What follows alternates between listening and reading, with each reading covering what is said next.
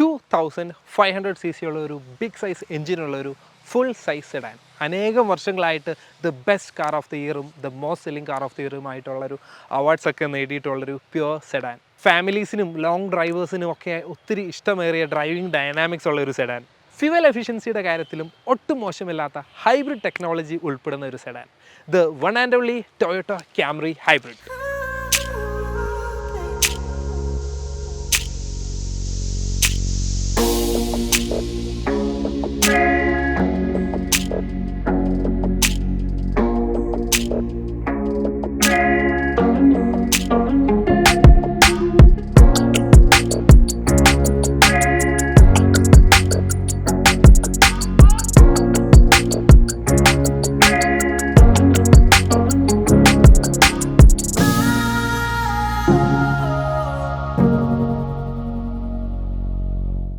ഈ ഒരു കാറിനെ പറ്റി പറയുമ്പോൾ ഒരു സെൽഫ് ചാർജിങ് ഇലക്ട്രിക് കാർ എന്ന് നമുക്ക് വേണേൽ വിശേഷിപ്പിക്കാം.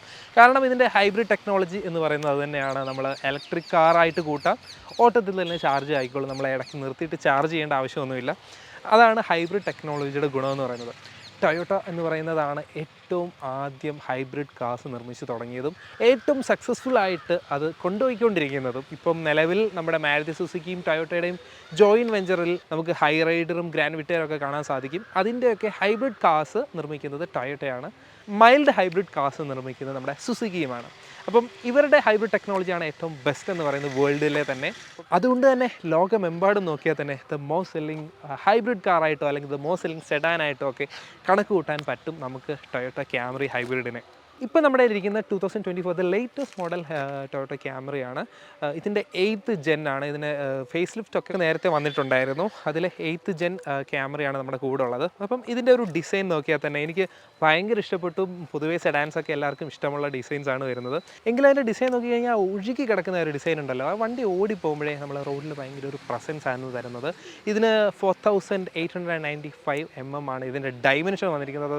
5 മീറ്ററോളം ഈ വണ്ടിക്ക് നീളം വന്നിട്ടുണ്ട്. അത്ര ലെങ്തി ആയിട്ടുള്ളൊരു വണ്ടിയാണ് നമ്മുടെ മുന്നിൽ കിടക്കുന്നത്. അതുകൊണ്ട് തന്നെ ഭയങ്കര റോഡ് പ്രസൻസും ഈ വണ്ടി ഓഫർ ചെയ്യുന്നുണ്ട്. അതിൻ്റെ ഒരു ഹെഡ്ലൈറ്റ്സ് ഒക്കെ നോക്കിക്കഴിഞ്ഞാൽ വ്യത്യാസങ്ങളൊന്നും കൊണ്ടുവന്നിട്ടില്ല. തൊട്ട് മുമ്പിലത്തെ മോഡലിൽ നിന്നും ഈ ഒരു ഇയറിൽ വ്യത്യാസമൊന്നും വന്നിട്ടില്ല. എങ്കിലും അതിൻ്റെ ഗ്രില്ലിൽ അപ്ഡേറ്റഡ് ഗ്രിൽസാണ് വന്നിരിക്കുന്നത്. ഗ്രില്ല് വലിയ ഗ്രില്ലൊന്നുമല്ല, ചെറിയൊരു ഗ്രില്ലാണ് വന്നിരിക്കുന്നത്. എങ്കിലും ക്രോം എലമെൻറ്റ്സ് ഒക്കെ ആഡ് ചെയ്തിട്ട് ഒരു അപ്ഡേറ്റഡ് ഗ്രില്ലാണ് ഇതിന് വന്നിരിക്കുന്നത്. ആ ഒരു ക്ലാസി ഫീൽ കൊണ്ടുവരാനായിട്ടുള്ള ഡിസൈൻസാണ് ഫ്രണ്ടിലെല്ലാം വന്നിരിക്കുന്നത്. ഇവിടെയും ഒരു ക്രോം എലമെൻറ്റ് കൊണ്ടുവന്നിരിക്കുന്നു. താഴോട്ട് നോക്കിക്കഴിഞ്ഞാൽ ഫോഗ് ലാമ്പ്സും കാര്യങ്ങളും എല്ലാം വന്നിരിക്കുന്നു. പിന്നെ ഫ്രണ്ടിൽ തന്നെ അതിൻ്റെ ടൊയോട്ടയുടെ ലോഗോ ഒരു ബ്ലൂ കളറിലാണ് നമുക്ക് കാണാനായിട്ട് സാധിക്കുന്നത്. ഹൈബ്രിഡ് കാർസിന് അതിനെ സൂചിപ്പിക്കുന്ന രീതിയിൽ ബ്ലൂ ലോഗോയാണ് ഇതിൽ വന്നിരിക്കുന്നത്. പിന്നീട് താഴെ എയർ വെൻസ്, എയർ ഇൻടേക്കിനുള്ള സ്പേസും കാര്യങ്ങളും എല്ലാം താഴെ കൊടുത്തിട്ടുണ്ട്. അതാണ് ആ ഒരു ഫ്രണ്ട് ഭാഗത്തെ ഡിസൈനിൽ പറയാനുള്ളത്. പിന്നീട് ഇതിൻ്റെ ബോണറ്റ് നോക്കിക്കഴിഞ്ഞാൽ കുറച്ച് കേർവ്സ് ഒക്കെ കൊടുത്ത് കുറച്ച് ആ ഒരു ബൾക്ക്നെസ് ഫീൽ ചെയ്യുന്ന രീതിയിലുള്ള ബോണറ്റിൻ്റെ ഡിസൈനിങ് ആണ് വന്നിരിക്കുന്നത്. എങ്കിലും എനിക്ക് ഏറ്റവും ഇഷ്ടപ്പെട്ടത് ഫ്രണ്ടിനെക്കാട്ടിൽ ഇതിൻ്റെ ഒരു സൈഡ് പ്രൊഫൈലാണ്. ആ ഒരു സൈഡ് പ്രൊഫൈലിൽ ഇത് നോക്കിയാൽ നമ്മൾ വണ്ടി ഭയങ്കര ചെറുതാണ്, സെഡാൻസിൻ്റെ ആ ഒരു ഹൈറ്റ് തന്നെ വന്നിട്ടുള്ളൂ. വണ്ടിയുടെ ആ ലെങ്ത്ത് 5 മീറ്ററോളം വരുന്ന ആ ഒരു ലെങ്ത്തും ഒക്കെ വെച്ച് നോക്കുമ്പോൾ സൈഡ് പ്രൊഫൈൽ ഭയങ്കര ലുക്കാണ്. വണ്ടി ഓടിപ്പോകുമ്പോൾ സൈഡിൽ നിന്ന് കാണുന്ന ലുക്കാണ് ഞാൻ ഒത്തിരി അട്രാക്റ്റഡ് ആയിട്ടുള്ളത് ഈ വണ്ടിയുടെ. ഏതായാലും സൈഡ് പ്രൊഫൈൽ വളരെ മനോഹരമായിട്ട് വന്നിരിക്കുന്നു. ഹൈബ്രിഡ് എന്നുള്ള ബാഡ്ജിങ് സൈഡിൽ കൊടുത്തിരിക്കുന്നു. മിറേഴ്സ് വന്നിരിക്കുന്നു. അതുപോലെ ഇവിടെ എല്ലാം ക്രോം എലമെൻറ്റ്സ് കൊടുത്തുകൊണ്ട് വളരെ വലിയൊരു ഡോറും വന്നിരിക്കുന്നതിൽ വളരെ വലിയ ഡോർ ആയതുകൊണ്ട് തന്നെ നമുക്ക് കയറാനും ഇറങ്ങാനും ഒക്കെ വളരെ സൗകര്യമാണ്. ഭയങ്കര കംഫർട്ടാണല്ലോ സെഡാൻസിൻ്റെ മെയിൻ ഉദ്ദേശം. വലിയൊരു ഡോറ് വന്നിരിക്കുന്നു, കണ്ടോ, നല്ല സ്ട്രോങ് ബോഡിയാണ് വന്നിരിക്കുന്നു. പിന്നീട് 18 ഇഞ്ച് അലോയ് വീൽസ് ആണ് വന്നിരിക്കുന്നത്. 235 ആണ് ടയറിൻ്റെ വിഡ്ത്ത് വന്നിരിക്കുന്നത്. അലോയുടെ ഡിസൈൻ ചെറിയ രീതിയിൽ വ്യത്യാസം വന്നിട്ടുണ്ട്. Metallic cut, diamond cut alloys ചെറിയ രീതിയിൽ അപ്ഡേറ്റ് ചെയ്തിട്ടാണ് ഏറ്റവും പുതിയ ക്യാമറയിൽ കൊണ്ടുവന്നിരിക്കുന്നത്. വളരെ വലിയൊരു വീൽസൊക്കെയാണ്, അപ്പം നല്ല കൺട്രോളൊക്കെ ആയിരിക്കും അല്ലേ. ഓക്കെ, പിന്നീട് ബാക്കിലോട്ട് നോക്കിയാൽ ഈ ഒരു പോർഷനൊക്കെ വേറെ ഇത് നമ്മൾ പെട്ടെന്ന് കാണുമ്പം ആ ഒരു പോർഷൻ മാത്രം ഞാൻ കാണിച്ചൊരു പോസ്റ്റ് ഇട്ടിട്ടുണ്ടായിരുന്നു. എത്ര പേർക്ക് മനസ്സിലായിട്ടുണ്ടാവും എന്നെനിക്ക് അറിയില്ല. വേറൊരു വണ്ടി അല്ലെങ്കിൽ ഒരു ക്ലാസിക് കാറിൻ്റെ ഫീലല്ല, കുറച്ചുകൂടെ സ്പോർട്ടിയർ ഡിസൈൻ ആയിട്ടൊക്കെ ഫീൽ ചെയ്യാൻ വേണമെങ്കിൽ അത്രയും ചെറിയൊരു ഭാഗമായിട്ട് കണ്ടു കഴിഞ്ഞാൽ ഞാനൊരു കമ്മ്യൂണിറ്റി പോസ്റ്റ് ഇട്ടവർക്ക് എത്ര പേർക്ക് മനസ്സിലായിട്ടുണ്ടെന്ന് അറിയില്ല. ഇതിലും വളരെ നല്ല രീതിയിൽ ആ ഒരു ഭാഗമൊക്കെ ഡിസൈൻ ചെയ്തിരിക്കുന്ന എ പില്ലറിന് ബി പില്ലറിനും ശേഷമുള്ള ആ ഒരു ഏരിയ എനിക്ക് ഭയങ്കര അട്രാക്റ്റഡ് ആയിട്ടുണ്ട്. ഏതായാലും പിന്നീട് റിയർ ഭാഗമാണ് നമ്മളിപ്പോൾ കാണുന്നത്. പുതിയ അപ്ഡേറ്റഡ് ആയിട്ടുള്ള ടെയിൽ ലാംപ്സ് ആണ് വന്നിരിക്കുന്നത്. റെഡ് റിഫ്ലക്ടറൊക്കെ കൊടുത്തിട്ടുള്ള ഒരു ബ്ലാക്ക് ബേസ് എക്സ്റ്റൻഷനൊക്കെ വന്നിട്ടുള്ള ഒരു റിയർ ലാംപ്സ് ആണ് ഇതിന് വന്നിരിക്കുന്നത്. ടെയിൽ ലാമ്പും കുറച്ചുകൂടെ വ്യത്യാസമൊക്കെ വരുത്തിയിട്ടുണ്ട്. പിന്നീട് നമ്മുടെ സെഡാൻസിലെ വലിയ ബാക്കിലത്തെ ഗ്ലാസ് വന്നിട്ടുണ്ട്. അതിൽ നമ്മുടെ റിയർ ഡിഫോക്കസും കാര്യങ്ങളെല്ലാം വന്നിരിക്കുന്നു. പിന്നീട് ബാക്കിൽ ക്രോം ഫിനിഷിങ്ങിൽ ക്യാമറി എന്നുള്ളൊരു ബാഡ്ജിങ്ങും ബാക്കിൽ ഹൈബ്രിഡ് എന്നുള്ളൊരു ബാഡ്ജിങ്ങും. പിന്നീട് റിയർ സെൻസേഴ്സും കാര്യങ്ങളെല്ലാം വന്നിരിക്കുന്നു. ഫ്രണ്ടിലും സെൻസേഴ്സ് വന്നിട്ടുണ്ട്, അത് നമ്മൾ പറയാൻ വിട്ടുപോയി. അതാണ് ബാക്കിലത്തെ ഡിസൈൻ വന്നിരിക്കുന്നത്. അതിൻ്റെ ഡിക്കി സ്പേസ് നോക്കിക്കഴിഞ്ഞാൽ സെഡാൻ ആണല്ലോ, ഇത്രയും സ്പേസ് ഉണ്ട്. കണ്ടോ, അതിഗംഭീരമായി വിശാലമായി കയറി കിടക്കാമെന്ന് തോന്നുന്നു കേട്ടോ. ഭയങ്കര സ്പേസ് ആണ് വന്നിരിക്കുന്നത്. പിന്നീട് നമ്മൾ മറ്റ് അക്കൗട്ട്സിലും ഒക്കെ കണ്ടിട്ടുള്ളത് പോലെ തന്നെ ഇവിടുന്ന് ഇൻറ്റീരിയറിലോട്ട് അകത്തുനിന്ന് സാധനമൊക്കെ എടുക്കണമെങ്കിൽ ബാക്ക് സീറ്റിൽ നിന്ന് ചെറിയൊരു സ്പേസും കൊടുത്തിട്ടുണ്ട്. അപ്പോൾ അതുവഴി നമുക്ക് എന്തെങ്കിലും ചെറിയ സാധനം വെക്കാനും എടുക്കാനൊക്കെ സാധിക്കുന്നതാണ്. പിന്നീട് ഇതിന് പവേർഡ് ടെയിൽ ഗേറ്റ്സ് അല്ല വന്നിരിക്കുന്നത്. SUVസിലൊക്കെ കാണുന്ന പോലെ പവർ ടെയിൽ ഗേറ്റ്സ് അല്ല വന്നിരിക്കുന്നത്. ഓക്കെ, അപ്പം അതൊക്കെയാണ് ഇതിൻ്റെ എക്സ്റ്റീരിയർ നമുക്ക് പറയാനായിട്ടുണ്ടായിരുന്നത്. ഇനി നമുക്ക് ഇൻറ്റീരിയറിൽ കയറി എന്തൊക്കെയാണ് ഇതിൽ വന്നിരിക്കുന്നത് നമുക്ക് നോക്കാം.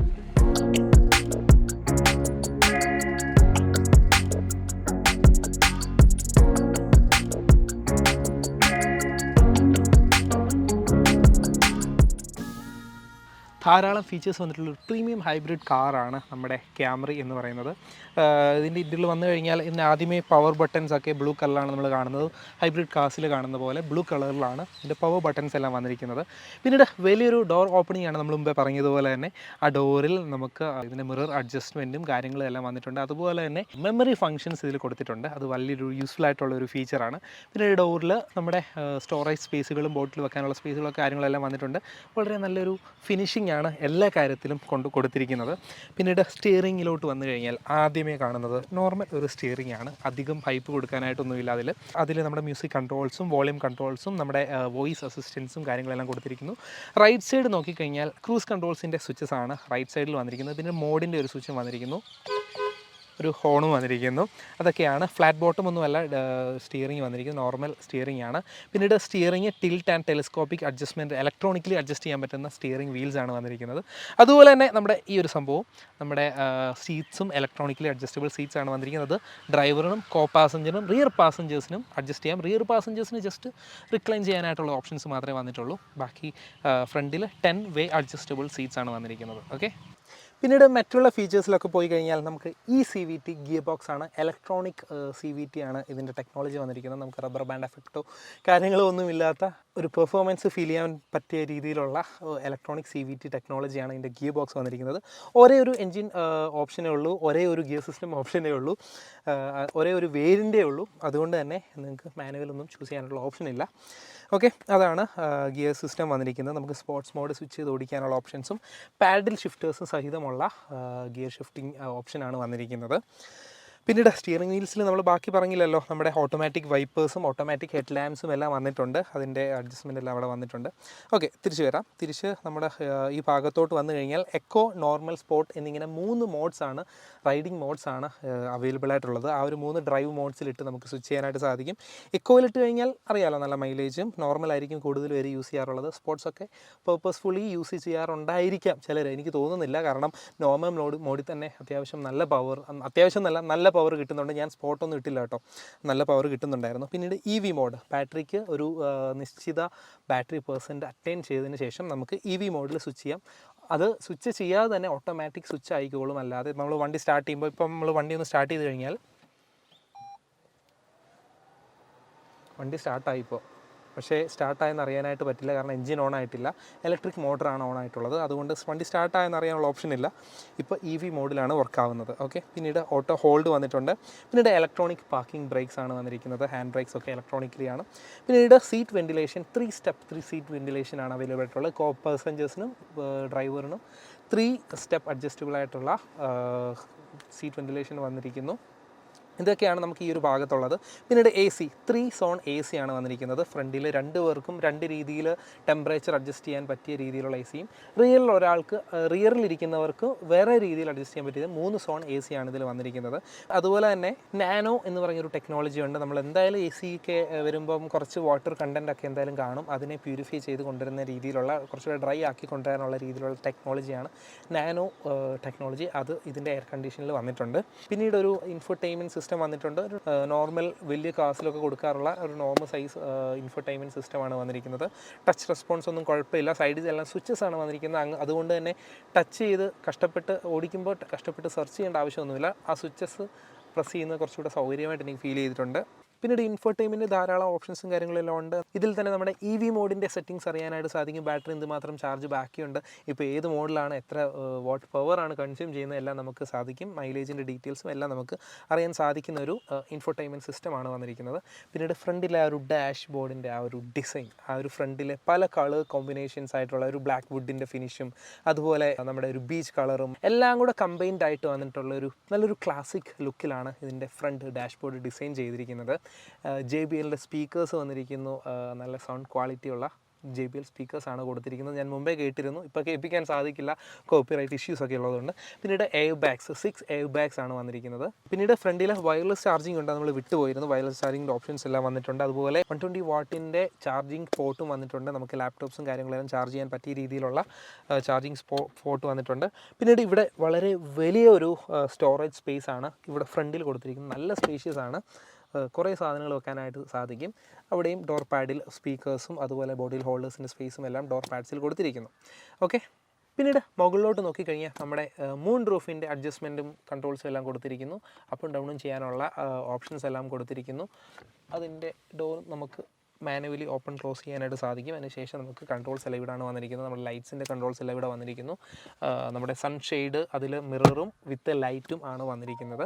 പിന്നീട് സൺറൂഫ് കുറച്ച് ചെറുതായിട്ടുണ്ടോ എന്ന് തോന്നുന്നു, കുറച്ചുകൂടെ വലുതാക്കാമായിരുന്നു. ഇത്രയും വലിയൊരു വണ്ടിക്ക് കുറച്ചുകൂടെ കൊടുക്കാമായിരുന്നു എന്ന് തോന്നുന്നു, കൊടുത്തിരുന്നെങ്കിൽ ബെറ്റർ ആയിരുന്നേനെ. ഓക്കെ, എനിവേ ഇത് കൊടുത്തു കഴിഞ്ഞാലും വലുതാക്കിയാലും ചെറുതാക്കിയാലും ഒരിക്കൽ പോലും ഉപയോഗിച്ച് നോക്കിയിട്ടില്ലാത്ത പലരെയും ഞാൻ കണ്ടിട്ടുണ്ട്. അതുകൊണ്ട് എന്തുമാത്രം അത് നിർബന്ധമാണ് എന്ന് എനിക്കറിയില്ല. ഓക്കെ, അത് വിടുക.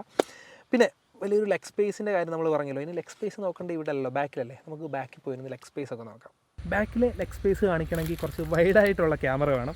നമ്മുടെ ലെൻസ് വൈഡ് ആംഗിൾ അല്ല, അതുകൊണ്ട് തന്നെ ഞാൻ ഈ ഒരു വൈഡ് ആംഗിൾ യൂസ് ചെയ്ത് കാണിക്കുന്നതായിരിക്കും. നമ്മൾ ബാക്കിലെ ആ ഒരു ഈ ഡിഫൻസ് സ്പേസ് ആണ്.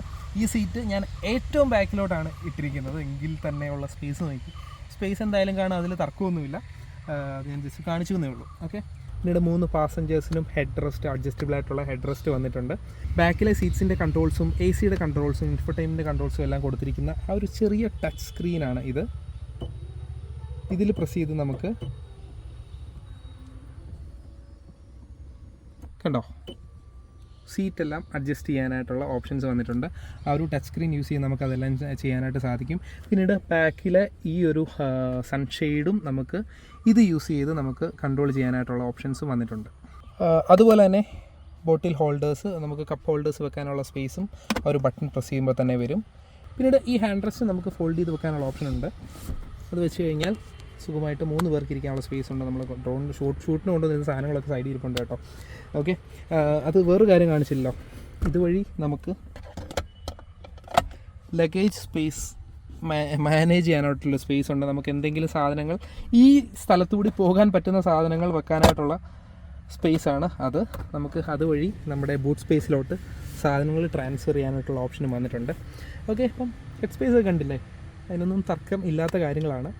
പിന്നീട് ഈ ഒരു ബാക്കിലെ സൺഷെയ്ഡ് ഉണ്ടല്ലോ, അത് നമ്മൾ റിവേഴ്സ് ഗിയർ ഇടുമ്പോൾ ഓട്ടോമാറ്റിക് ഫോൾഡ് ആവും. പിന്നീട് നമുക്ക് ഇതിലും ഫോൾഡ് ചെയ്യാനുള്ള ഓപ്ഷൻസ് എല്ലാം ഇതിൽ വന്നിട്ടുണ്ട്. അങ്ങനെ പ്രത്യേകതയുള്ള സൺഷെയ്ഡ്സ് ആണ് വന്നിരിക്കുന്നത്. പക്ഷേ ഈ സൺഷെയ്ഡ്സ് നമുക്ക് മാനുവലി മാത്രമേ നമുക്ക് കൺട്രോൾ ചെയ്യാനായിട്ടുള്ള ഓപ്ഷനുള്ളൂ. ഇത്ര വിശാലമായ സ്പേസോട് കൂടിയ ഒരു പ്യുവർ സെഡാനാണ് നമ്മുടെ ക്യാമറി എന്ന് പറയുന്നത്. ഫ്രണ്ടിൽ നമുക്ക് സാധനങ്ങൾ സൂക്ഷിക്കാനുള്ള സ്പേസുകളെല്ലാം വന്നിട്ടുണ്ട്. ബാക്കിലും ഫ്രണ്ടിലുള്ളതുപോലെ തന്നെ ബോട്ടിൽ ഹോൾഡേഴ്സും കാര്യങ്ങളെല്ലാം വന്നിരിക്കുന്നു. അതൊക്കെയാണ് നമുക്ക് റിയലിൽ ഇരുന്നുകൊണ്ട് പറയാനുള്ളത്. ഇനിയും നമുക്ക് ഡ്രൈവ് ചെയ്തുകൊണ്ട് ഇതിൻ്റെ ഒരു ഡ്രൈവിംഗ് എക്സ്പീരിയൻസ് നമുക്കൊന്ന് ഫീൽ ചെയ്യണ്ടേ. അപ്പോൾ നമുക്കിനി ഇതിനൊരു ഡ്രൈവ് എക്സ്പീരിയൻസ് നോക്കിയാലോ. ഇതിൻ്റെ വളരെ പവർഫുൾ ആയിട്ടുള്ള 2500cc എഞ്ചിനാണ് ഇതിൽ വന്നിരിക്കുന്നത്. ഇത്രയും ഒരു ബിഗ് സൈസ് എഞ്ചിനുള്ള ഒരു സെഡാൻ എന്ന് പറയുമ്പോൾ ഭയങ്കര ഫണ്ണായിരിക്കും ഇത് ഡ്രൈവ് ചെയ്യാൻ. തീർച്ചയായിട്ടും ഞാൻ ഭയങ്കര എക്സ്പെക്റ്റേഷൻ കൊടുക്കുന്നുണ്ട് ഇതിന്. കാരണം സെഡാൻസ് നമുക്ക് അവൈലബിൾ ആയിട്ടുള്ള സെഡാൻസിൽ ഒന്നിനും ഈ ഒരു കാറ്റഗറി നോക്കിക്കഴിഞ്ഞാൽ 2500cc ഉള്ള എഞ്ചിനുള്ള ഒന്നുമില്ല ഞാൻ നോക്കിയപ്പോൾ. അപ്പം കോമ്പറ്റേറ്റർ ആയിട്ടുണ്ടായിരുന്ന സൂപ്പർബ് ഉണ്ടായിരുന്നു, പക്ഷേ സൂപ്പർബ് ഇപ്പോൾ അവൈലബിൾ അല്ല. അതുപോലെ ഇനിയും കമ്പാരിസൺ നോക്കുകയാണെന്നുണ്ടെങ്കിൽ ഓഡി A4 അല്ലെങ്കിൽ BMW സീരീസ് 3 ഒക്കെ നമ്മൾ പോകേണ്ടി വരും.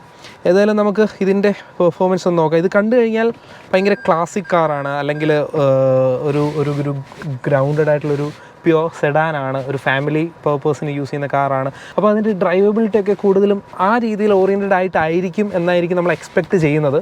നമുക്ക് ഡ്രൈവ് ചെയ്ത് നോക്കുമ്പോൾ അറിയാമല്ലോ. ഏതായാലും ഇപ്പോൾ ഇവിടെ ഒരു സ്ട്രെച്ച് ഉണ്ട്, ഒരു അധികം ട്രാഫിക്കൊന്നും ഇല്ലാത്ത സ്ഥലമാണ്. നമുക്ക് ആദ്യമേ ജസ്റ്റ്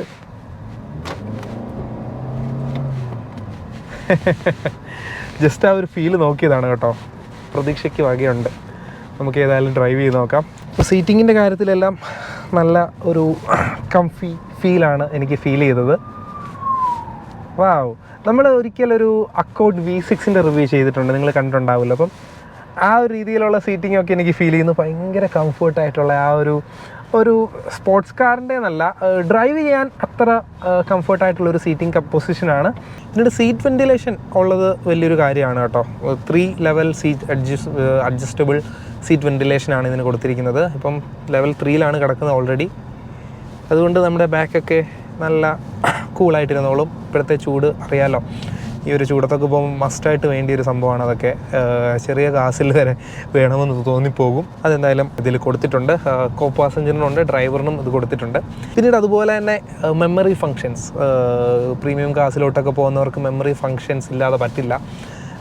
അത് എന്തായാലും ഇതിൽ കൊടുത്തിട്ടുണ്ട്. വേറൊരാൾ, നമ്മൾ ഓടിക്കുന്ന ഒരാളല്ലാതെ മറ്റൊരാൾ മാറി കയറുമ്പോൾ ആ ആളുടെ ഇതിനനുസരിച്ച് ഇതിൻ്റെ സീറ്റിൻ്റെ മെമ്മറിയിൽ സ്റ്റോർ ചെയ്തേക്കുന്ന പ്രകാരം ഓട്ടോമാറ്റിക്കലി സീറ്റ് അഡ്ജസ്റ്റ് ആയിക്കോളും. ഇപ്പോൾ എനിക്ക് ഓക്കെ ആണെന്നുണ്ടെങ്കിൽ ഇത് സേവ് ചെയ്ത് വെച്ചാൽ ആ ഒരു നമ്പർ, ആ ഒരു ബട്ടൺ അമർത്തി കഴിഞ്ഞാൽ വീണ്ടും ഈ സീറ്റിംഗ് പൊസിഷൻ, ഈ ഒരു സ്റ്റീറിംഗ് അഡ്ജസ്റ്റ്മെൻറ്റിൽ തന്നെ വണ്ടി റീസ്റ്റോർ ആയിക്കോളും. അതുകൊണ്ട് ആ ഒരു കാര്യം ഭയങ്കര യൂസ്ഫുൾ ആയിരിക്കും. എങ്കിലും ആ ഒരു ത്രോട്ടിൽ അങ്ങോട്ട് കാല് കൊടുക്കുമ്പോൾ സ്പോർട്ട് പർപ്പസ് നമ്മളായി പോകുകയാണ് അറിയാതെ തന്നെ. അതായത് നമുക്കതെല്ലാം എക്സ്പീരിയൻസ് ചെയ്യാം.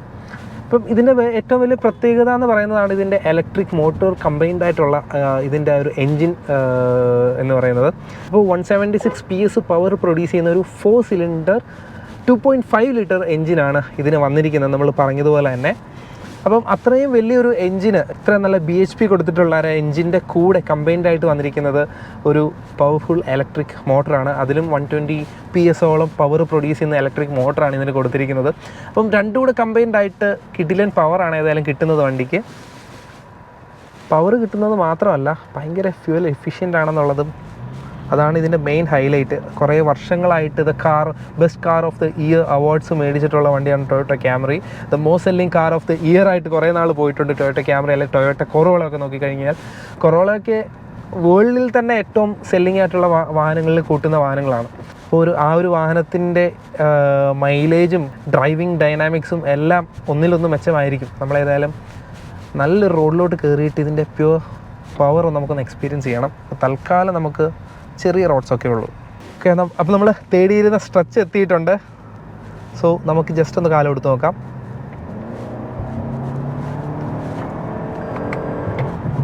വാവ്, കയറിയത് സ്പീഡോമീറ്റർ നോക്കുമ്പോൾ മാത്രമാണ് ഇതിൻ്റെ സ്പീഡ് അറിയാൻ പറ്റുന്നത്.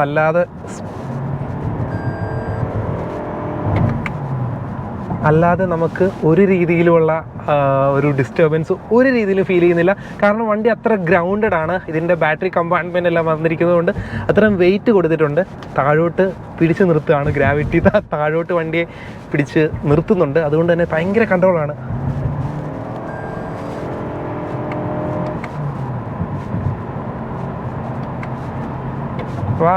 ഒരു രക്ഷയില്ല, കിടിലൻ. ആ ഒരു എൻജിൻ സൗണ്ട് നിങ്ങൾ കേട്ടോ, ആ ഒരു എക്സോസ് നോട്ട് കേട്ടോ, ഉള്ളിൽ എനിക്ക് കേൾക്കാൻ പറ്റുന്നുണ്ട്. ക്യാമറ മൈക്ക് എന്തുമാത്രം അത് ക്യാപ്ചർ ചെയ്തിട്ടുണ്ടാവുമെന്ന് അറിയില്ല, എങ്കിലും അടിപൊളി എന്ന് പറയുന്നത് ഇതിൻ്റെ പെർഫോമൻസ് കൊണ്ട് മാത്രമല്ല, അതിൻ്റെ ആ ഒരു കൺട്രോൾസ് കൊണ്ട് വേണം നമുക്ക് പറയാൻ പറ്റും. കാരണം വണ്ടി കയ്യിലാണ്, അതിൽ ഒരു സംശയമില്ല. നമ്മൾ പുറത്തുനിന്ന് നോക്കുമ്പം ഡൈമെൻഷൻ വൈസ് ഇത് ഭയങ്കര വലിയൊരു കാറാണ്, ഭയങ്കര ലെങ്ത്താണ്, ഏകദേശം 5 മീറ്റേഴ്സോളം ലെങ്ത്ത് വരുന്ന കാറാണ്. പക്ഷേ ഇത് കയറി ഇരുന്ന് കഴിഞ്ഞാൽ നമ്മുടെ പെർഫോമൻസ് കിങ് ആയ പോളോ ഒക്കെ ഓടിച്ചു പോകുന്ന പോലെ ഭയങ്കര കോമ്പാക്റ്റ് ആയിട്ടുള്ളൊരു വണ്ടി ഓടിക്കുന്ന ഒരു ഫീലാണ്. ഹാൻഡിലിങ് എനിക്ക് ഭയങ്കരമായിട്ട് ഇഷ്ടപ്പെട്ടു, ഇതിൻ്റെ ഹാൻഡിലിങ്ങും പെർഫോമൻസും. പിന്നീട് ഇതിൻ്റെ വീൽ ബേസ് 2825 mm ആണ് വന്നിരിക്കുന്നത്. വളരെ വലിയൊരു വീൽ ബേസ് തന്നെയാണത്. അതുപോലെ ഗ്രൗണ്ട് ക്ലിയറൻസ് പൊതുവേ സെഡാൻസ് അല്ലെങ്കിൽ ഇതൊരു പ്യുവർ സെഡാനാണ്, ഒരു കോമ്പാക്ട് സെഡാനോ മിഡ്സൈഡ് സെഡാനോ ഒന്നും അല്ല. അപ്പം ഇത്തരം ഒരു സെഡാനിൽ ഗ്രൗണ്ട് ക്ലിയറൻസ് കുറവാണെന്നുണ്ടെങ്കിൽ നമ്മുടെ നാട്ടിൽ ഓടിച്ച് നടക്കാൻ ഭയങ്കര ബുദ്ധിമുട്ടായിരിക്കും. പക്ഷേ ആ ഒരു ബുദ്ധിമുട്ട് ഇതിലില്ല. കാരണം ഇതിൻ്റെ ഗ്രൗണ്ട് ക്ലിയറൻസ് ആവശ്യത്തിന് കൊടുത്തിട്ടുണ്ട്. അത്യാവശ്യം മോശം റോഡിൽ കൂടെ ആണെങ്കിൽ പോലും അടിയൊന്നും തട്ടാൻ സാധ്യതയില്ല എന്നാണ് എനിക്ക് ഫീൽ ചെയ്തത്. പക്ഷേ ഗ്രൗണ്ട് ക്ലിയറൻസ് കൂടി എന്ന് പറയും കംഫോർട്ടിന് യാതൊരു പ്രശ്നവും വന്നിട്ടില്ല. ആ ഒരു കോർണറിങ് സ്റ്റെബിലിറ്റിയിലും യാതൊരു പ്രശ്നവും വന്നിട്ടില്ല. ബോഡി റോളിങ്ങിലും യാതൊരു പ്രശ്നവും വന്നിട്ടില്ല എന്ന് നമുക്ക് പറയാൻ പറ്റും. പെർഫോമൻസ് സെഡാൻസ് ഒത്തിരി അവൈലബിൾ ആണ് നമ്മുടെ നാട്ടിൽ. ഇപ്പം പ്രീമിയം ലക്ഷറി ബ്രാൻഡ്സ് ആയിട്ടുള്ള BMW അല്ലെങ്കിൽ ഓഡി, നമ്മുടെ മെഴ്സിഡീസ് അങ്ങനെയൊക്കെ നോക്കിക്കഴിഞ്ഞാലും പെർഫോമൻസ് ഓഡിയൻ്റായിട്ട് നമുക്ക് BMW തന്നെ പറയാം. അപ്പം അതിൻ്റെ കാര്യം എന്ന് പറഞ്ഞാൽ നമ്മൾ അതിനെ കുറ്റം പറയുന്നതല്ല, അതിൻ്റെ മെയിൻ്റനൻസ് അല്ലെങ്കിൽ അതിൻ്റെ റിലയബിലിറ്റി അതിനെ സംബന്ധിച്ച് കുറേ തർക്കങ്ങളുണ്ട്, രണ്ട് വശങ്ങളുണ്ട് അതിൽ കുറേ കാര്യത്തിൽ. പക്ഷേ ഈ ഒരു ബ്രാൻഡ്, ജാപ്പനീസ് ബ്രാൻഡായ ടൊയോട്ടയുടെ സൈഡിൽ റിലയബിലിറ്റിയുടെ കാര്യത്തിൽ യാതൊരു തർക്കവും ഉണ്ടായിരിക്കില്ല, ഡ്യൂറബിലിറ്റിയുടെ കാര്യത്തിൽ യാതൊരു തർക്കവും ഉണ്ടായിരിക്കില്ല എന്ന് നമുക്ക് ഉറപ്പാണ്. അപ്പം ഞാൻ ക്യാമറ ഇവിടെ മൗണ്ട് ചെയ്തിരിക്കുകയാണ്. അപ്പം അവിടെ നിന്നുള്ള ഒരു ആംഗിൾ കാണുമ്പോൾ നിങ്ങൾക്ക് ഒരു ഡ്രൈവിംഗ് പെർസ്പെക്റ്റീവിൽ നിങ്ങൾക്ക് കാണാനായിട്ട് സാധിക്കും.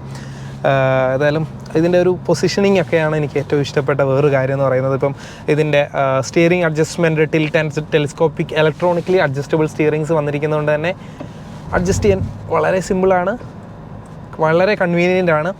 പിന്നെ CVT ആണ് ഇതിൻ്റെ ഗിയർ ബോക്സ് വന്നിരിക്കുന്നത്. ഓട്ടോമാറ്റിക് ഓപ്ഷൻ മാത്രമേ അവൈലബിൾ ഉള്ളൂ, മാനുവൽ ഓപ്ഷൻസ് ഒന്നും അവൈലബിൾ അല്ല. അപ്പോൾ നമുക്ക് ചെറിയൊരു പെർഫോമൻസ് കാണിക്കാം. ചെറിയൊരു സ്ട്രെച്ച് കിട്ടിയിട്ടുണ്ട്.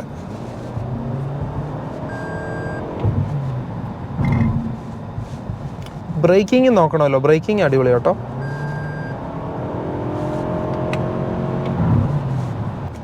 കോർണറിങ് സ്റ്റെബിലിറ്റി ഒരു രക്ഷയില്ല. കോർണേഴ്സൊക്കെ വണ്ടി നല്ല ഗ്രൗണ്ടഡ് ആയതുകൊണ്ട് തന്നെ കോർണേഴ്സൊക്കെ ഭയങ്കര സ്മൂത്താണ്. എനിക്ക് തോന്നുന്നു ഒരു 100+ കിലോമീറ്റർ സ്പീഡിൽ വെച്ച് തന്നെ നമുക്ക് കോർണറിങ് ചെയ്യാനായിട്ട് പറ്റും സിംപിളി.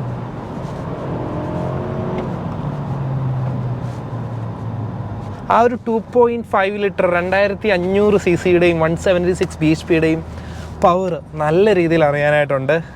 ഭയങ്കര റിഫൈൻമെൻ്റ് ആണ്, അതാണ് മെയിൻ ഒരു ഹൈലൈറ്റഡ് ആയിട്ടുള്ള കാര്യം. ഭയങ്കര റിഫൈൻഡ് ആയിട്ടാണ് അതിൻ്റെ ഒരു പവർ നമുക്ക് ഫീൽ ചെയ്യാനായിട്ട് പറ്റുന്നത്. അത് ഭയങ്കര ഒരു കിടിലൻ ഫീലാണ് കേട്ടോ. നിങ്ങൾ എന്തായാലും ഒരു ടെസ്റ്റ് ഡ്രൈവ് ചെയ്ത് നോക്കേണ്ട ഒരു വണ്ടിയാണ്. ആ ഒരു ബഡ്ജറ്റിൽ വാഹനം നോക്കുന്നവർ എന്തായാലും ഈ ടൊയോട്ടോ ക്യാമറി ഹൈബ്രിഡ് എന്നുള്ള ഒരു ഓപ്ഷൻ മിസ് ചെയ്യരുത് ഒരിക്കലും.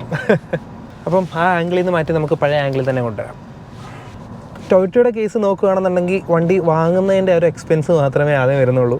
പിന്നീട് അതിൻ്റെ മെയിൻ്റനൻസും അതിൻ്റെ കാര്യങ്ങളും എല്ലാം ലോ കോസ്റ്റിൽ തന്നെ പോകും. അത് ലോ കോസ്റ്റിൽ പോകുന്ന കാര്യം മാത്രമല്ല, മെയിൻ്റനൻസ് ഒന്നും അതിന് വരില്ല. നമ്മൾ അതിൻ്റെ പീരിയോഡിക് സർവീസ് മാത്രം ചെയ്ത് കൊടുക്കേണ്ടി മാത്രമുള്ള ആവശ്യമേ വരുള്ളൂ. അല്ലാതെയുള്ള പണികളോ കാര്യങ്ങളോ ഒന്നും വരില്ല എന്നുള്ളതാണ് ജാപ്പനീസ് വാഹനങ്ങൾ സ്വന്തമാക്കുന്നതിൻ്റെ പ്രത്യേകതയും അതിൻ്റെ ഗുണവും. അപ്പോൾ ടെൻഷൻ ഫ്രീ ആയിട്ട് ഒരു വാഹനം യൂസ് ചെയ്യണം, ഒരു ലക്ഷറി ഫീലുള്ള വാഹനം യൂസ് ചെയ്യണമെന്നുണ്ടെങ്കിൽ നിങ്ങൾക്ക് നല്ലൊരു ഓപ്ഷൻ ആയിരിക്കും. സോ ഇതിൻ്റെ ഒരു ഹൈബ്രിഡ് ടെക്നോളജിയുടെ ഗുണം വരുന്നത് ഇതുപോലുള്ള ഒരു സിറ്റി ഏരിയാസ്, ടൗൺ ഏരിയാസ് ഒക്കെ വരുമ്പോഴാണ്. നമ്മൾ ഇത്രയും ത്രോട്ടിലൊക്കെ കൊടുത്ത് വന്നില്ലേ, ആ ഒരു ഹൈ RPM കുറേ ഡ്രൈവ് ചെയ്തു, ആ ഒരു സമയത്തൊക്കെ നടക്കുന്നതെന്ന് പറഞ്ഞാൽ ഇതിൻ്റെ ബാറ്ററി ചാർജ് ആയിക്കൊണ്ടിരിക്കുകയാണ്. അതുകൊണ്ടാണ് ഇവരെ ഇതിനെ സെൽഫ് ചാർജിങ് ഇലക്ട്രിക് കാർ എന്ന് വിളിക്കുന്നത്. ഹൈബ്രിഡ് ടെക്നോളജി അങ്ങനെയാണല്ലോ, ഇതിന് മൈൽഡ് ഹൈബ്രിഡ് അല്ല, സ്ട്രോങ് ഹൈബ്രിഡ് ടെക്നോളജി തന്നെയാണ്. അപ്പോൾ നമ്മൾ RPM കൊടുക്കുന്നതനുസരിച്ച് ഇതിൻ്റെ ബാറ്ററി ചാർജ് ആയിക്കൊണ്ടിരിക്കുന്നു.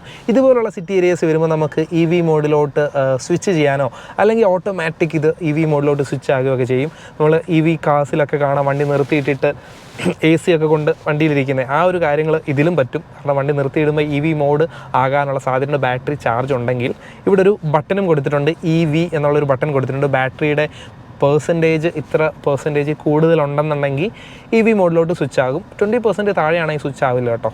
IC എഞ്ചിൻ തന്നെ ആയിരിക്കും അപ്പോഴും വർക്ക് ചെയ്യുന്നത്.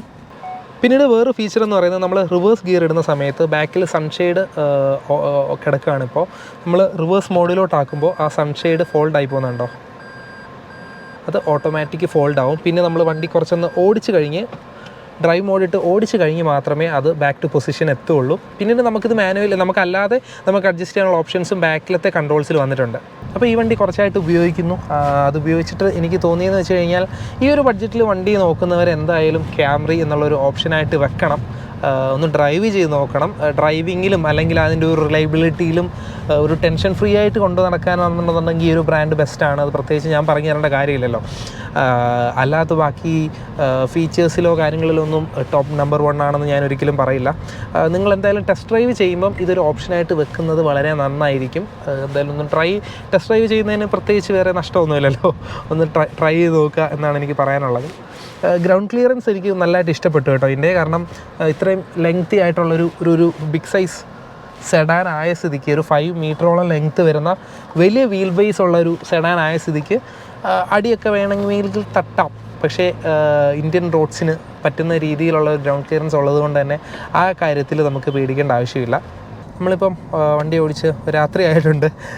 ഒരു നൈറ്റ് ഡ്രൈവ് എക്സ്പീരിയൻസിൽ പറയാനുള്ളത് അതിൻ്റെ ഒരു ഹെഡ്ലൈറ്റിൻ്റെ ത്രോ ഒക്കെ അത്യാവശ്യം നല്ലത് തന്നെയാണ്. നല്ല ലോങ് ത്രോ ആണ്. പ്രൊജക്ടർ ലാംപ്സ് ആണ് ഇതിന് വന്നിരിക്കുന്നത്. പിന്നീട് ആംബിയൻ ലൈറ്റും കാര്യങ്ങളൊക്കെ ഇതിൻ്റെ സൈഡിലൊക്കെ കൊടുത്തിട്ടുണ്ട്. അതൊക്കെ ഒരു ഫാൻസി ഫീൽ ചെയ്യുന്നുണ്ട് ഏതായാലും. പിന്നീട് ഏറ്റവും പറയാനുള്ളത് ഹെഡ് അപ്പ് ഡിസ്പ്ലേ ഇതിൽ വന്നിട്ടുണ്ട്. ഹെഡ് അപ്പ് ഡിസ്പ്ലേയുടെ ഓപ്ഷൻ നമ്മൾ സെലക്ട് ചെയ്ത് കഴിഞ്ഞാൽ ഹെഡ് അപ്പ് ഡിസ്പ്ലേ ഓൺ, നമുക്ക് നമ്മുടെ വിൻഷീൽഡിൽ നമുക്ക് കിലോമീറ്ററും സ്പീഡും കാര്യങ്ങളും എല്ലാം അറിയാനായിട്ട് പറ്റും. ഏത് മോഡിലാണ് കിടക്കുന്നത് നമുക്ക് കാണാനായിട്ട് പറ്റും. ഇതൊന്നും വീഡിയോയിൽ കാണിക്കാൻ പറ്റുന്ന കാര്യമില്ല, കാരണം വേറെ ഒരു ആംഗിളിൽ നിന്ന് കാണിക്കാൻ പറ്റില്ല. കറക്റ്റ് ഈ ഒരു ആംഗിളിൽ നോക്കിയാൽ മാത്രമേ ഹെഡ് അപ്പ് ഡിസ്പ്ലേ നമുക്ക് കാണാനായിട്ട് പറ്റൂ. ഒരു അന്തരീക്ഷത്തിലൊരു സ്ക്രീൻ ഇതിൽ കുറച്ച് ഡിജിറ്റ്സ് ഇങ്ങനെ പോകുന്നു, അങ്ങനെ ഒരു ഫീലാണ്. അത് യൂസ് ആണോ എന്ന് ചോദിച്ചു കഴിഞ്ഞാൽ നല്ല സ്പീഡിൽ ക്രൂസ് ചെയ്യുന്നവർ, ഡ്രൈവിങ്ങിൽ ഭയങ്കര കോൺസെൻട്രേറ്റ് ആയിട്ട് ചെയ്യുമ്പോൾ നമ്മൾ പെട്ടെന്ന് ഇതിൻ്റെ MIDയിലോട്ട് നോക്കി സ്പീഡ് അറിയാൻ നോക്കത്തില്ലേ, അങ്ങനെ നോക്കുന്നത് ഭയങ്കര അപകടമാണ്. കാരണം ഒരു 0.1 സെക്കൻഡിൽ നമ്മൾ കവർ ചെയ്യുന്നത് നല്ലൊരു ഡിസ്റ്റൻസ് ആയിരിക്കും. ഒരു ആക്സിഡൻറ്റ് ഉണ്ടാകാൻ അത് ധാരാളമായിരിക്കും. പക്ഷേ HUD ഉള്ള സ്ഥിതിക്ക് നമുക്ക് ഡയറക്റ്റ് ഡിസ്പ്ലേ തന്നെ നോക്കി നമുക്കറിയാനായിട്ട് പറ്റും. ഇങ്ങനെയൊക്കെ പോകുമ്പോൾ ഓക്കെ. നമ്മൾ ഇത്രയുമൊക്കെ ഓടിച്ചിട്ടും ഇതിന് മൈലേജ് കാണിക്കുന്നത് 12 കിലോമീറ്റർ പെർ ലിറ്ററാണ് ഇതിൻ്റെ മൈലേജ് കാണിക്കുന്നത്. 22 ആണ് ഇതിന് ഓഫർ ചെയ്യുന്ന മൈലേജ്. അത് നമ്മുടെ എൻജിനും നമ്മുടെ ഇലക്ട്രിക് മോഡൂടെ കമ്പൈൻഡ് ആയിട്ട് വരുന്ന മൈലേജാണ്. പക്ഷേ നമ്മുടെ ഇപ്പോഴത്തെ ഈ ഓടിയിന് ഒരിക്കലും അത് പ്രതീക്ഷിക്കരുത്. കാരണം നമ്മൾ അതുപോലെ ത്രോട്ടിൽ കൊടുത്താണ് ഓടിക്കുന്നത്. നമ്മൾ അത്ര ഹാർഡായിട്ട് മീൻസ് അത്ര ഇതിലാണ് ത്രോട്ടിൽ കൊടുത്തിരുന്നത്. RPM നല്ലതായിട്ട് കയറ്റിയിട്ടുണ്ട്. എന്നിട്ട് തന്നെ ആ ഒരു 12 മൈലേജ് നമുക്ക് കിട്ടി. അപ്പോൾ എന്തായാലും നല്ല രീതിയിലുള്ളൊരു ഡ്രൈവിൽ എന്തൊരു സ്റ്റെബിലിറ്റിയാണ്. കോർണറിങ് ഒക്കെ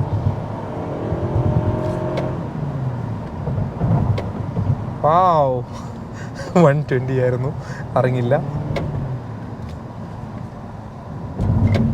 ഓക്കെ, നമ്മൾ പറഞ്ഞു വന്നത് അപ്പം 22 ആവറേജ് പറയുന്നെങ്കിൽ ഏകദേശം ഒരു 20 അടുപ്പിച്ച് കിട്ടാനായിട്ടുള്ള സാധ്യതയുണ്ട് എന്ന് പ്രതീക്ഷിക്കുന്നു. കാരണം EV മോഡിൽ നമ്മൾ ഇതുവരെ വർക്കായില്ല. കാരണം നമ്മൾ അത്ര ത്രോട്ടിലാണ് കൊടുത്തിരുന്നത്. നൈസായിട്ടുള്ളൊരു സിറ്റി റൈഡിലും നൈസായിട്ടുള്ളൊരു സ്ലോ ത്രോട്ടിൽ ഡ്രൈവിലും ഒക്കെയാണ് EV മോഡ് വർക്കാവുന്നത്. അപ്പം പിന്നെ വണ്ടി നിർത്തിയിടുമ്പോഴും അതൊക്കെ അതിൽ യൂട്ടിലൈസ് ചെയ്യാനായിട്ട് പറ്റും. അങ്ങനെ ഒരു ഡ്രൈവ് നമ്മൾ ചെയ്തില്ല, അതുകൊണ്ടാണ് അത് കിട്ടാഞ്ഞത്. എനിവേ എന്തായാലും നല്ലൊരു ഡ്രൈവ് എക്സ്പീരിയൻസ് ആണ് നമുക്ക് ടൊയോട്ട ക്യാമറി ഹൈബ്രിഡിൽ വരുന്നത്. നമുക്ക് വണ്ടി പ്രൊവൈഡ് ചെയ്തത് നിപ്പോൺ ടൊയോട്ട പത്തനംതിട്ടയാണ്. അപ്പം നിങ്ങൾക്ക് എന്തെങ്കിലും ബുക്കിങ്സോ കാര്യങ്ങളോ എന്തെങ്കിലും എൻക്വയറീസ് എന്തെങ്കിലും ഉണ്ടെങ്കിൽ അവരായിട്ട് കോൺടാക്ട് ചെയ്യാൻ താഴെ നമ്മൾ ഡീറ്റെയിൽസ് കൊടുത്തിട്ടുണ്ട്.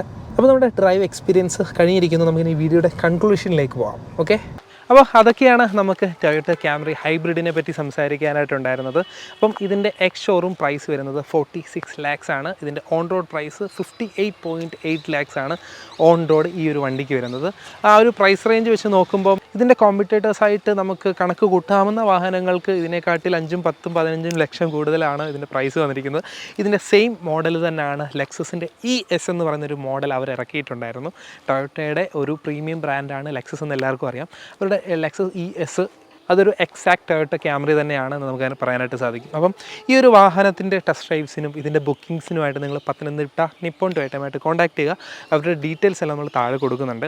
നിങ്ങളിന്ന് കോൺടാക്ട് ചെയ്ത് നോക്കുക. നിങ്ങൾക്ക് ടെസ്റ്റ് ഡ്രൈവ്സ് എല്ലാം അവൈലബിൾ ആണ്. ബുക്കിങ്സും കാര്യങ്ങളെല്ലാം ഓപ്പൺ ആണ്. അപ്പം നിങ്ങൾക്ക് തീർച്ചയായിട്ടും അവരോട് കോൺടാക്ട് ചെയ്ത് നോക്കാം. ഈ വീഡിയോ ഇഷ്ടപ്പെട്ടിട്ടുണ്ട് എന്നുണ്ടെങ്കിൽ നമ്മുടെ ചാനൽ ഒന്ന് സബ്സ്ക്രൈബ് ചെയ്തേക്കുക. വീഡിയോ ലൈക്ക് ചെയ്യാനും മറക്കരുത്. നമ്മൾ ഇതുപോലുള്ള പുതിയ വാഹനങ്ങളെ പരിചയപ്പെടുത്തുന്ന വീഡിയോസും യൂസർ എക്സ്പീരിയൻസ് വീഡിയോസും പല വെറൈറ്റി കണ്ടൻസുമായിട്ട് നമ്മൾ വീണ്ടും വരുന്നതായിരിക്കും. അതുവരേക്കും ഗുഡ് ബൈ.